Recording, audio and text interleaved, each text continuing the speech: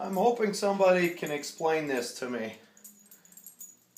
My x-axis rolls fine,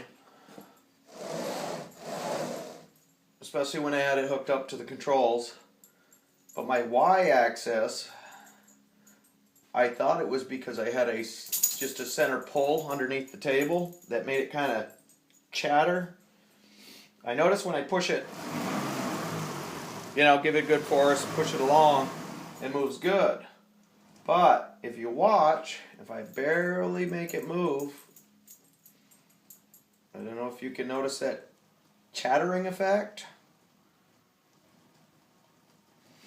I really don't know what's causing this. Could it be that I actually need a wider gap between my bearings on the rail? I'm hoping somebody can help me understand this a little better.